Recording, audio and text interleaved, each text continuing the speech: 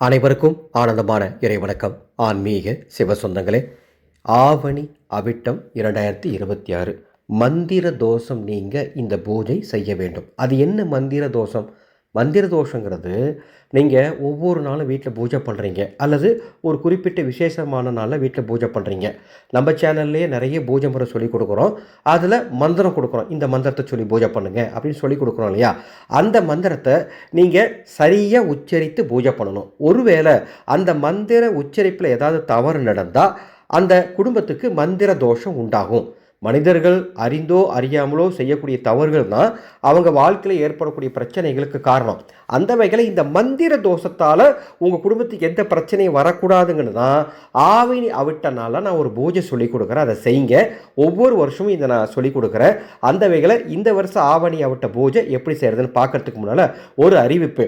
ஆவணி அவிட்ட நாள் என்னைக்கு வருது? 27/8/2026. அந்த அன்னைக்கு ஆவணி பௌர்ணமி. ஒவ்வொரு பௌர்ணமியும் நமது அறக்கட்டளை ஒரு குறிப்பிட்ட தெய்வத்திற்கு ஹோமம் பண்ணுறது வழக்கம். அந்த வகையில் இந்த ஆவணி மாதத்தோட விசேஷம் என்னன்னா, கிருஷ்ண பரமாத்மா அவதரித்த மாதம். இந்த மாதத்தில் நமது குழந்தைகளுடைய நலனுக்காக பிறந்த குழந்தை முதல் எத்தனை வயது குழந்தையாக இருந்தாலும் சரி, உங்கள் குழந்தைங்க நல்லா இருக்கணும், ஆரோக்கியமாக இருக்கணும், நல்லா படிக்கணும், நல்ல மனவாழ்வு அமையணும், ஆரோக்கியமாக இருக்கணும் அப்படிங்கிறதுக்காக சந்தான கோபால கிருஷ்ணர் பால ஹோமம் என்ற ஒரு ஹோமம் வர 27ஆம் தேதி மாலை நடக்குது. அந்த ஹோமத்தில் சங்கல்பம் செய்யக்கூடிய குழந்தையோட பெயர், ராசி, நட்சத்திரம் எல்லாம் சொல்லி சிறப்பு அர்ச்சனை செய்யப்பட்டு கோபால கிருஷ்ணர் ரக்ஷை தரப்போகிறோம். ஒரு குடும்பத்துக்கு ஒரு ரக்ஷை போதும். அந்த ரக்ஷையை நீங்கள் உங்கள் வீட்டில் பூஜையில் வைக்கலாம், அல்லது பீரோவில் வைக்கலாம். 12 மாதம் வச்சுருந்தா போதும். உங்கள் குடும்பத்தில் எத்தனை குழந்தைங்க இருந்தாலும் பரவாயில்ல, ஒரு ரக்ஷை வாங்குங்க போதும். இந்த ரக்ஷை உங்களுக்கு வேணும்னா மேலே உள்ள வாட்ஸ்அப் நம்பருக்கு தொடர்பு கொண்டு பதிவு பண்ணிக்கோங்க. 27ஆம் தேதி மாலை 5 மணி வரை மட்டுமே பதிவு நடக்கும். ரக்ஷை கொரியர் மூலமாக அனுப்பி வைக்கப்படும். 27/8/2026 அந்த அன்னைக்கு பிரம்ம முகூர்த்த நேரத்தில் எழுந்துருங்க. எழுந்து உங்கள் வீட்டு பூஜையில் 5 தீபங்கள் ஏற்றணும். கிழக்கு திசை நோக்கி 5 தீபம் ஏற்றி மனதார உங்கள் குலதெய்வத்தை நினைச்சுக்கோங்க.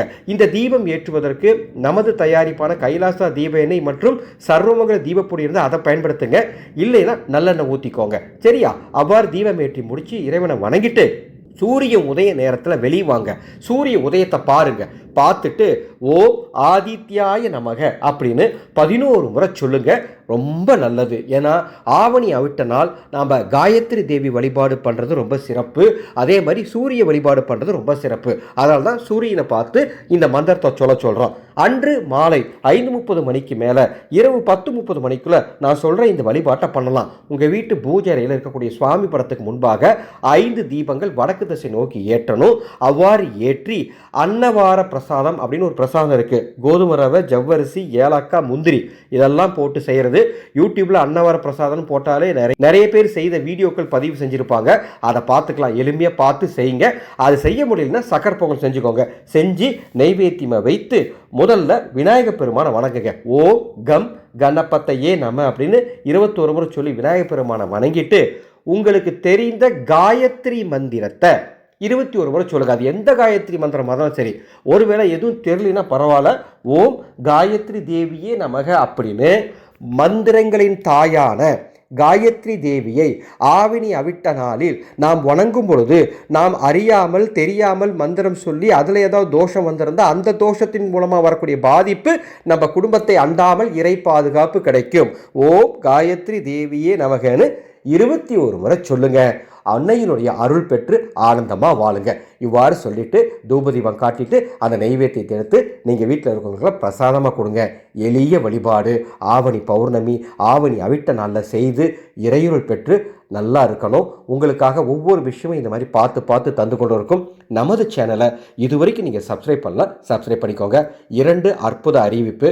14/9/2026 விநாயகர் சதுர்த்திக்கு பிள்ளையார்பட்டி கற்பக விநாயகர் உபாசனை வாட்ஸ்அப் மூலமாக தரப்போகிறேன். அதே மாதிரி 11/10/2026 நவராத்திரி ஆரம்பம்.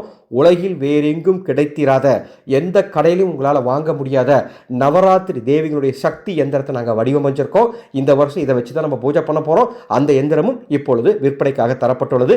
இந்த இரண்டின் பற்றிய விவரம் வேணும்னா மேலே உள்ள வாட்ஸ்அப் எண்ணுக்கு தொடர்பு கொள்ளுங்கள். ஆனந்த மலரட்டும், ஆனந்த ஒளி பரவட்டும்.